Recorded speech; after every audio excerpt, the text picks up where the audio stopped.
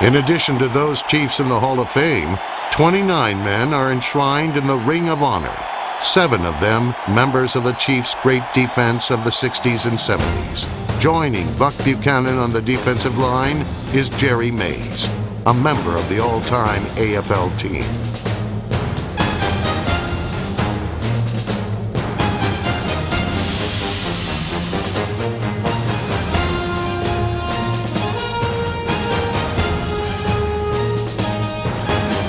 Very intelligent guy. He was a graduate of engineering in civil engineering at SMU, and I know he's Phi Beta Kappa. And yet, I can remember one time we were playing the Oakland Raiders, and all of a sudden Jerry Mays just starts yelling, "Kill, kill, kill," which took me aback because I'm so used to Jerry, or was so used to Jerry, making very, very intelligent statements. Honestly and truly, I think that if somebody came to him and said, "Jerry Mays, we're having a tough time with the Chiefs. We're not making any money. You're going to have to pay us $5,000 to play this year," I think he'd pay him $5,000. He'd play. All 3 linebackers from that defense are in the ring.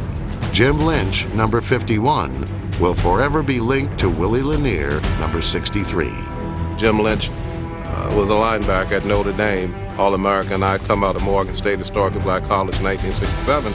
The Chiefs had a need for a middle linebacker. They were trying to improve the position, so they drafted both of us. And it never turned into an acrimonious relationship. Jim and I had desire to perform and to see each other perform well. So if you were to think of a complementary person that would make your game better, because the ultimate aspect of a team game is that those around you make you better as you make them better, and that was the kind of skills that Jim had.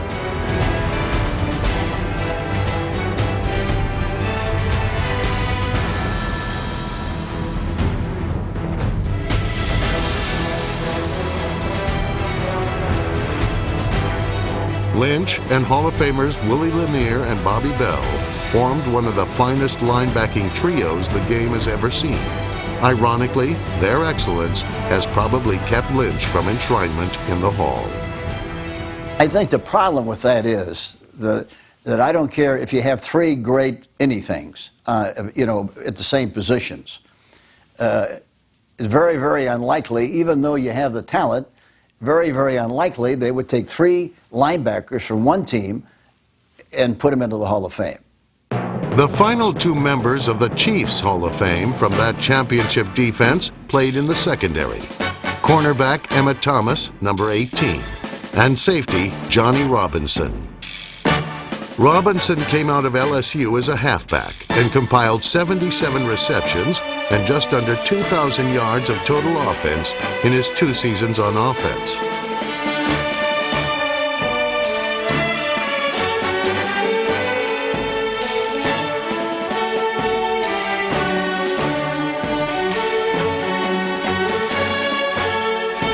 When the Chiefs needed a safety, Robinson made the switch to defense, where he finished with the 3rd most interceptions in AFL history and was named to the all-time AFL team.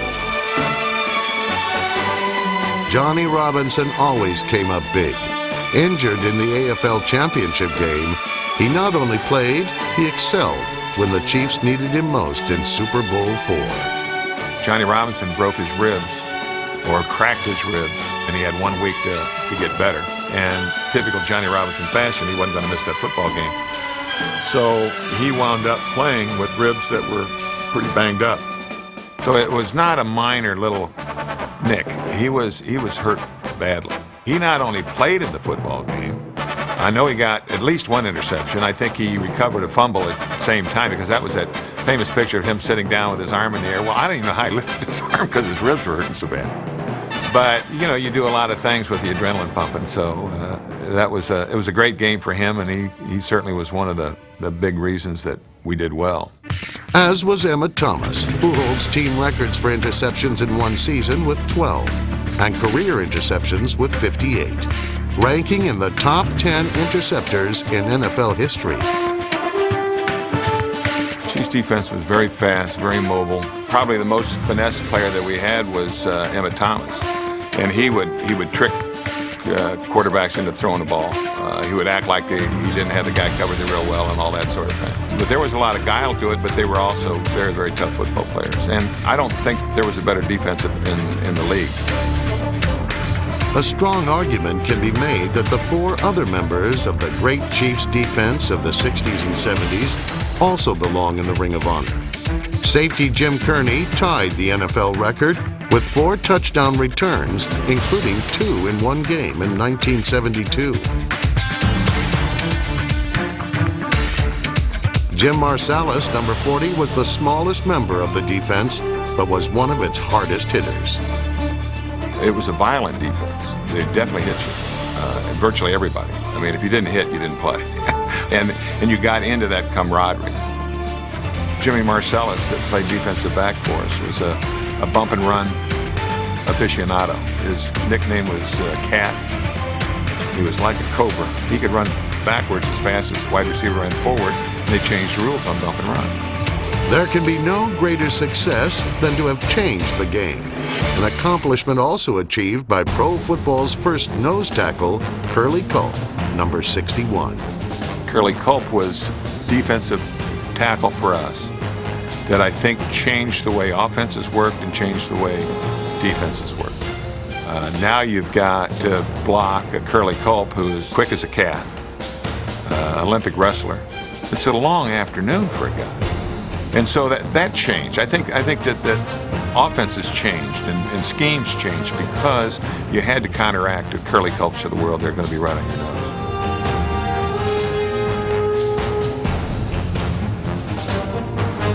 Aaron Brown was the 4th member of a defensive line known as the Redwood Forest. A number 1 draft selection, the 6'5", 265-pound Brown was so fast, the Chiefs experimented with him as a fullback.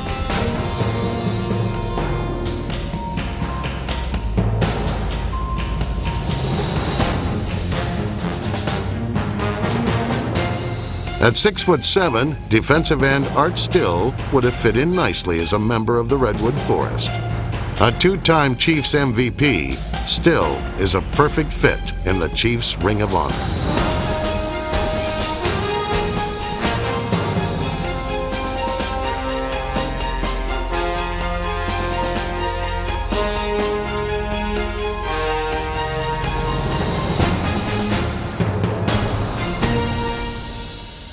Defensive end Neil Smith installed himself into opponents' pass pockets and the Chiefs Hall of Fame. Let's go.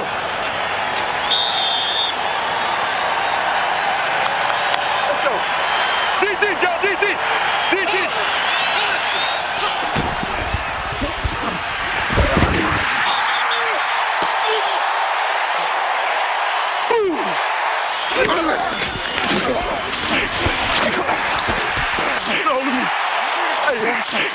Hey, you look, could've holding me, man. You could've holding me. Come on. Let's go. Get out of here. It's all right, baby. Come on. That's it. Gotta get in the huddle, boy. Hey, boy, hey, we can do that all day, Big 71. You playing my game like that, baby. Yeah. Hell yeah. Alert the secondary now. Right. This is an adversity situation. Tell the secondary. Yeah. Secondary, hold on. Secondary, adversity. Up top on y'all. Let's go.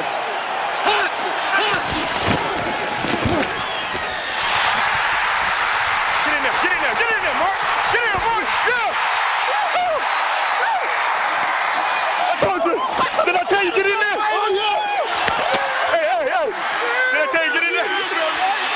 Smith and Derek Thomas, number 58, gave the Chiefs one of the most feared pass-rushing tandems in NFL history. DT established team records for career sacks, safeties, fumble recoveries, and forced fumbles. His club mark of 20 sacks in one season includes an NFL record 7 in one game. Neil Smith and his little buddy Derek Thomas forged an unbreakable bond as teammates, as each star tried to outsparkle the other. It's a very unique relationship because in our relationship, we're the best of friends, yet we compete against each other each and every snap. Anytime Derek Thomas make a play and make a super play, it just brings me up, you know, and say, well, hey, you know, I can't let him outdo me. I think they're inseparable, almost like Mutt and Jeff, in my opinion. Neil and Derek's like Heckle and Jekyll, because one guy's totally opposite from the other. I was born a disciplined child, never knew how I got so wild. Nice hat. Hey, you gotta wear that damn sombrero sometimes. Young will throw. He's being rushed. He's headed the end zone. He's headed the end zone. It's a safety for Kansas City. Derek Thomas nailed Steve Young in the end zone for 2 points. Though Derek Thomas suffered an untimely death in 2000, he and Neil Smith will walk together forever. E.J. Holub had a unique split personality. In Super Bowl I, number 55 played linebacker versus the Green Bay Packers. Holub's qualities were so vital to the team that, in an effort to prolong his career, Hank Stram moved him to center, his position in Super Bowl IV. We felt that he was near the end of the road as far as linebackers are concerned, because I think he had about 8 operations up until that time. But he was such a great player and such a great person for our team. I knew you'd do it, Doc! Hey, Doc! I knew you'd do it! Holler guy, enthusiastic, you know, 100% guy. I always felt that we were somehow, some way, we're going to move him over to center so we could prolong his career and use that great talent of his from a leadership standpoint and overall ability standpoint to be an offensive center. But he played the right linebacker position. We had Cheryl Hedrick, who was a terrific linebacker for us all during the years of the American Football League. Most instinctive player I had ever seen in my life. Smart as a whip and could smell plays, anticipate plays like nobody ever saw. They really named him right when they named him Psycho. He was a legend. Some of the, he's unbelievable. He is simply unbelievable. He was probably the best middle linebacker in football back in the days when they talked about Sam Huff and Joe Schmidt. Cheryl Hedrick was playing in the American Football League, and he was, in my opinion, just as good as those 2 football players. Cheryl was probably the best middle linebacker in football back in the 60s. Plus, he was one of the all-time characters of professional football. The man's threshold of pain is unbelievable.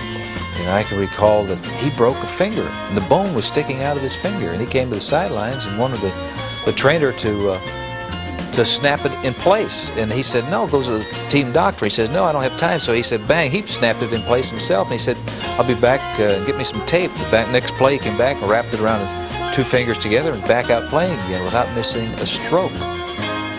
I enjoyed playing football. That was my life. I thought it was the most incredible thing in the world. Everybody said I didn't make much money playing football, which I didn't. But if you look at it the other way, I thought those people were completely stupid. They're paying me to do the thing that I love most.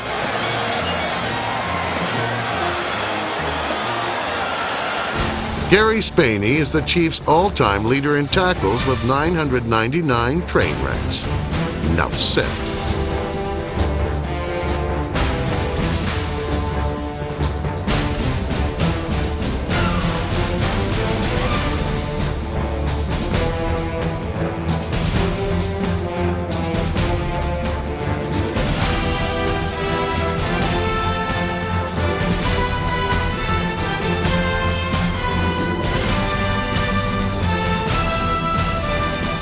Another linebacker holds the team record for longest fumble return. Chris Martin, number 57, with a 101-yard return against the Dolphins. The ball card free, picked up by Chris Martin. The 20, a foot race to the 30, the 40, the sideline, the 50. He's gone. He's gone. Oh, baby, what a play! Safety Gary Barbaro turned in the team's longest interception return, 102 yards versus the Seahawks.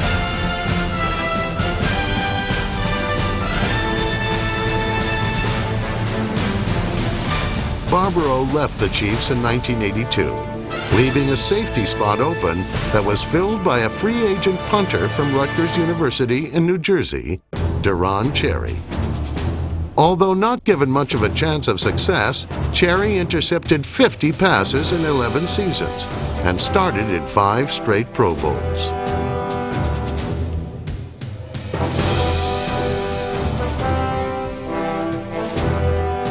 The only thing I had to offer was my mind and that determination. And I think, you know, you can go through all the tests, the physical tests that, you know, are supposed to measure a guy's athletic ability, but they've never developed a test yet that I know of that measures the size of a man's heart and his commitment to the game and his commitment to go out there and succeed.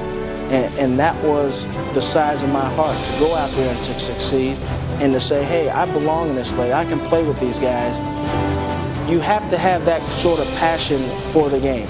Otherwise, why do you go out there and play it? I mean, the money's one thing, but eventually there's got to be something that motivates you more than just money to go out there and lay it on the line every single play. And that's the passion for the game, the love of the game. In 1999, Cherry's safety mate, Lloyd Burris, number 34, joined him in the Ring of Honor. Burris joined Jim Kearney in the NFL record book with 2 interception return touchdowns in the same game. And he and Cherry proved their love of the game by both playing special teams, with both players scoring touchdowns. Gary Newsom, 5 yards deep in his own end zone. The punt is blocked. It's blocked. The Chiefs recover in the end zone. Touchdown, Deron Cherry. Left on the loose balls and pounced in the end zone. From 1981 to 91, Cherry and Burris were as fine a pair of safeties as there were in the game.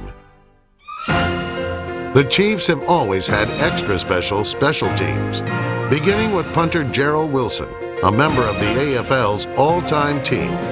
Wilson, known as Thunderfoot, was tough and a fine athlete, another weapon in Hank Stram's imaginative arsenal.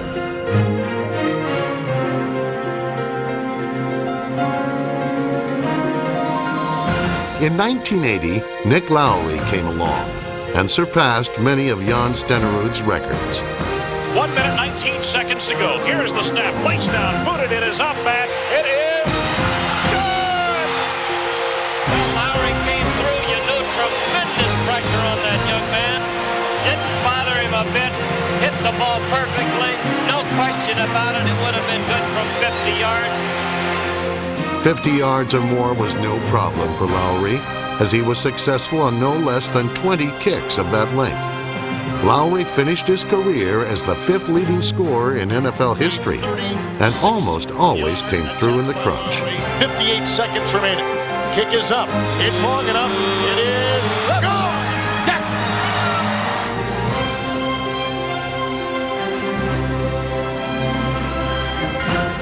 There's the snap. A good hole. Here's the soccer-style kick. It is up, and it is good. Lowry is converted from 39 yards away with 2 seconds left. With 2 seconds left.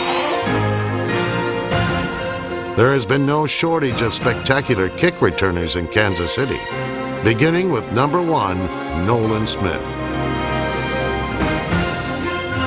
A 5'5" speedster, Smith, known as the Gnat, tied the NFL record with a 106-yard kickoff return. J.T. Smith, who is also an excellent receiver, returned 2 punts for touchdowns in 2 different seasons.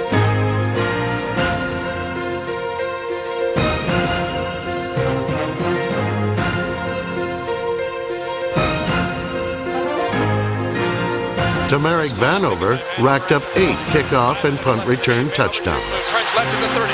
Breaks a tackle. 35. Vanover at the 45, 50. Still on his feet. It's by Ruin up the left sideline. 20, 15, 10, 4.